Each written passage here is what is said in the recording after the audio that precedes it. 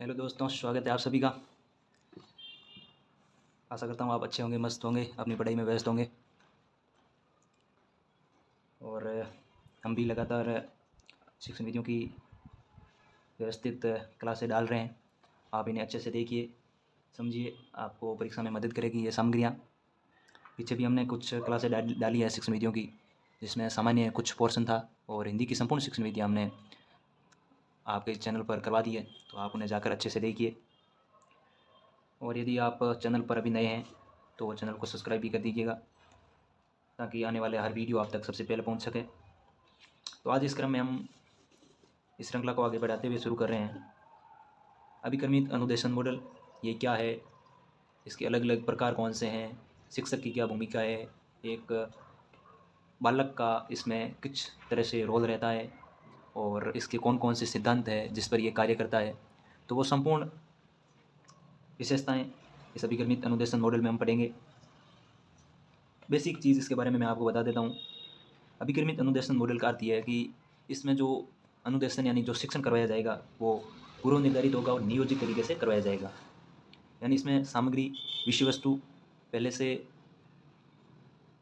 तैयार की जाएगी और उसके बाद में सीखने के लिए वो आगे लाई जाएगी।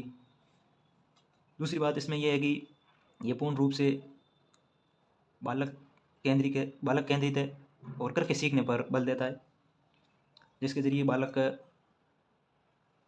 अपनी योग्यता के अनुसार अच्छी तरीके से सामग्री को सीखता है और व्यक्तिगत भिन्नता का भी इसमें ध्यान रखा जाता है। दूसरी बात इसमें यह है कि ये बालक को उसकी कमियां क्या है उसके बारे में भी बता देता है और अलग अलग क्षेत्र के लिए इसका प्रयोग किया जाता है। तो आज हम इसे शुरू करते हैं। इसके मुख्य प्रवर्तक भी स्किनर माने जाते हैं। अभिक्रमित का अर्थ है नियोजित, अनुदेशन का अर्थ है शिक्षण। समय 1954 हार्वर्ड विश्वविद्यालय में ये योजना शुरू हुई। सुकरात के वैचारिक स्रोत से इसका प्रारंभ हुआ। जो उद्गम है ये अधिगम के मनोविज्ञान से हुआ इसका, और इस पर सर्वप्रथम कार्य है वो सिडनी के एल प्रेसी ने किया। 1920 में सिडनी के एल प्रेसी ने एक नई प्रणाली विकसित की थी, जिसमें बालकों के समूह एक निश्चित क्रम में प्रश्नों को प्रस्तुत किया जाता था।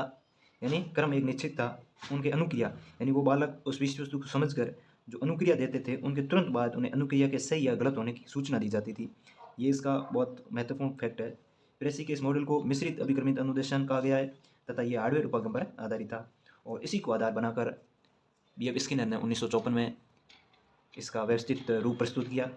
इस विचार को लेकर 1954 में स्किनर ने अभिक्रमित अनुदेशन के पहले प्रकार रेखीय अभिक्रमित अनुदेशन का प्रतिपादन किया, जो सॉफ्टवेयर उपागम पर आधारित था, जिसे शिक्षण मशीन भी कहा जाता है। ये अभिक्रमित अनुदेशन स्किनर के क्रिया प्रस्तुत अधिगम सिद्धांत और थॉर्नडाइक के प्रभाव के नियम पर आधारित है। स्किनर ने इस विधि को प्रयत्न व सफलता का सिद्धांत कहा है। अब इसका अर्थ जानते हैं। अभिक्रमित अनुदेशन विधि में सीखने योग्य जटिल विषय वस्तु को छोटे छोटे पदों में, जिन्हें फ्रेम कहते हैं, यानी जो विषय वस्तु होती है उन्हें छोटे छोटे पदों में बांटकर, छोटे छोटे भागों में बांटकर एक तार्किक क्रम में रखते हुए सरल से जटिल, ज्ञात से अज्ञात में व्यवस्थित करके विद्यार्थियों के समूह प्रस्तुत किया जाता है। बालक के उन पदों के प्रति अनुक्रिया कर लेने के तुरंत बाद उन्हें फीडबैक दिया जाता है, अर्थात अनुक्रिया के सही या गलत की सूचना दी जाती है, जिससे तत्काल रूप पुनर्बलन कहा जाता है। यानी यदि बच्चा सही अनुक्रिया करे या गलत अनुक्रिया करे, उसे उसी टाइम रेस्पॉन्स दिया जाता है कि उसने जो कार्य किया है वो किस तरीके से किया है, यानी उसे तुरंत पुनर्बलन मिल जाता है। ये इसकी सबसे बड़ी मुख्य विशेषता है।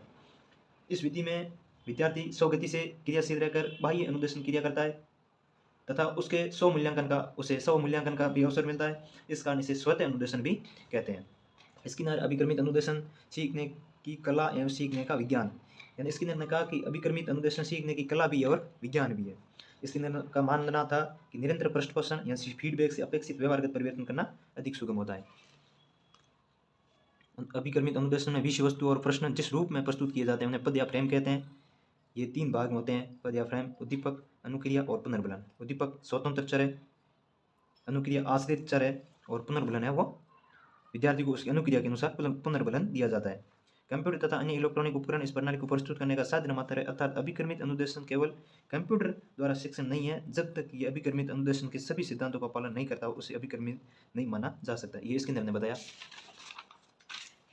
अब अभिक्रमित अनुदेशन के सिद्धांत, स्किनर ने इसके 6 सिद्धांत बताए। लघु पदों का सिद्धांत, यानी विषय वस्तु को छोटे छोटे भागों में बांट कर पढ़ाया जाता है।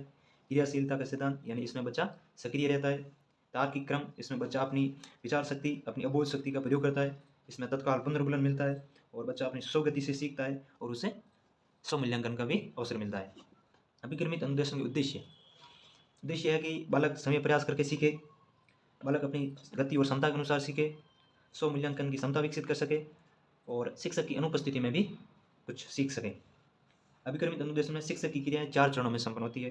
पहले विषय वस्तु का चयन करते हैं, फिर उसका विश्लेषण करते हैं, फिर पदों का निर्माण करते हैं और फिर पदों की जांच करते हैं।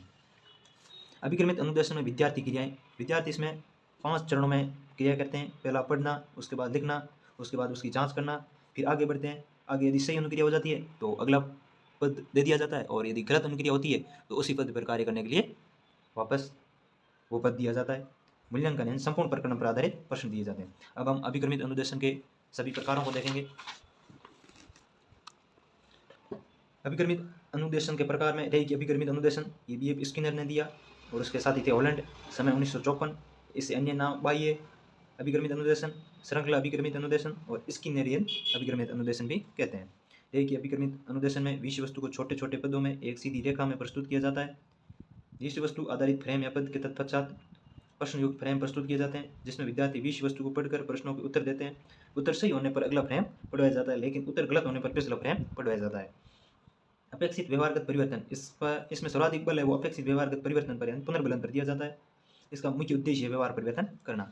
इसमें फ्रेम या पद 4 प्रकार हैं: प्रस्तावना पद, मिश्रण पद, अभ्यास पद और परीक्षण पद। इसके गुण सरल है, इनका निर्माण सरल है, रेखीय व्यवहार संभव होता है। इसमें प्रतिभाशाली बालक अधिक रुचि नहीं लेते हैं। इसमें अनुक्रिया के गलत होने का कारण नहीं बताया जाता। साक्य, प्रवर्तक नॉर्मन क्राउडर, समय 1960। इसे आंतरिक, अरेखीय, उपचारी या क्राउडेरियन अभिक्रमित अनुदेशन भी कहते हैं। इस अनुदेशन मॉडल में विषय वस्तु को बड़े और जटिल फ्रेम में प्रस्तुत किया जाता है, जिसमें विद्यार्थी के सामने विषय वस्तु अपेक्षाकृत संक्षिप्त व कठिन रूप में होती है। अगले फ्रेम में विषय वस्तु आधारित प्रश्न दिए जाते हैं। उन प्रश्नों के उत्तर विद्यार्थी अपनी समझ और सूझ के आधार पर देते हैं। उत्तर सही होने पर अगला फ्रेम पढ़ाया जाता है और उत्तर गलत होने पर पिछला फ्रेम पुनः पढ़ाया जाता है। इस मॉडल में शिक्षण प्रक्रिया 3 चरणों में पूर्ण होती है: प्रस्तुतिकरण, निदान और उपचार। यह मॉडल सूझ के सिद्धांत पर कार्य करता है। इस मॉडल में निदान व उपचार इन पर सर्वाधिक बल दिया जाता है और इसका मुख्य उद्देश्य है वो उपचारात्मक शिक्षण। इसमें फ्रेम या पद 2 रूप में होते हैं: ग्राह्य पृष्ठ और त्रुटि पृष्ठ। ग्राह्य पृष्ठ मुख्य पृष्ठ और त्रुटि पृष्ठ यानी उपचारात्मक फ्रेम। इस मॉडल में अनुक्रिया के गलत होने पर उसके कारणों की व्याख्या के फ्रेम पद होते हैं। इसमें अधिगमकर्ता समय का नियंत्रण होता है।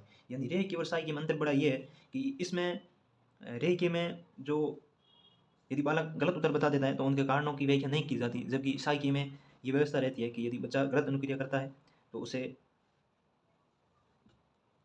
उनके कारणों को बता दिया जाता है। इसके बाद आता है मैथमेटिक्स अभिक्रमित अनुदेशन, प्रवर्तक गिलबर्ट, वर्ष 1962। इसे और अभिक्रमित अनुदेशन भी कहते हैं। इस अनुदेशन मॉडल में अंतिम पद के प्रति अनुक्रिया सबसे पहले और प्रथम पद के प्रति अनुक्रिया सबसे अंत में की जाती है, अर्थात अनुक्रियाएं उल्टे क्रम में होती है, जबकि उन रेखीय और साक्ष्य में अनुक्रिया सीधे क्रम में होती है। इस मॉडल का मुख्य उद्देश्य विषय वस्तु पर स्वामित्व प्राप्त करना है। इस मॉडल के प्रस्तुतिकरण में निम्न 3 नियमों का अनुसरण किया जाता है: श्रृंखला का नियम, विभेदीकरण का नियम और सामान्यीकरण का नियम। इस मॉडल में अवरोही क्रम का अनुसरण किया जाता है, जबकि रेखीय व साक्ष्य अभिक्रमित अनुदेशन में आरोह क्रम का अनुसरण किया जाता है। इसमें विषय वस्तु की अपेक्षा अधिगमकर्ता की अनुक्रियाओं पर अधिक बल दिया जाता है। यह अनुदेशन गणित शिक्षण के लिए उपयोगी है। इस अनुदेशन में बालक के व्यवहार में विभेदीकरण, सामान्यीकरण एवं श्रृंखला की समझ को महत्व दिया जाता है। इसके बाद आता है चौथा प्रकार, संगणक अभिक्रमित अनुदेशन। प्रवर्तक लॉरेंस एम स्टारुलो और डेनियल डेविस। इसे कंप्यूटर अभिक्रमित अनुदेशन भी कहते हैं। यह आधुनिकतम रूप है। विद्यार्थी विषय वस्तु पढ़ने के साथ साथ सुन भी सकता है। इस अनुदेशन में विषय वस्तु आधारित प्रश्न भी मौखिक रूप से प्रस्तुत किए जाते हैं। साथ ही विद्यार्थी के उसका परिणाम, गलत उत्तर का कारण आदि भी ध्वनि के साथ प्रस्तुत किए जाते हैं। अब लास्ट है स्व निर्देशित अभिक्रमित अनुदेशन, रॉबर्ट मैगरकर। इसे संयुक्त अभिक्रमित अनुदेशन भी कहते हैं। विद्यार्थी अध्ययन के लिए अपनी पाठ्य पुस्तक, शब्दकोश आदि सहायक सामग्री अपने साथ रखता है तथा आवश्यकता अनुसार इनका उपयोग करता है। तो ये थे अभिक्रमित अनुदेशन के प्रकार। हमने इसमें सिद्धांत पढ़े और इसमें अभिक्रमित अनुदेशन की विशेषता पढ़ी, अभिक्रमित अनुदेशन के महत्वपूर्ण सिद्धांत पढ़े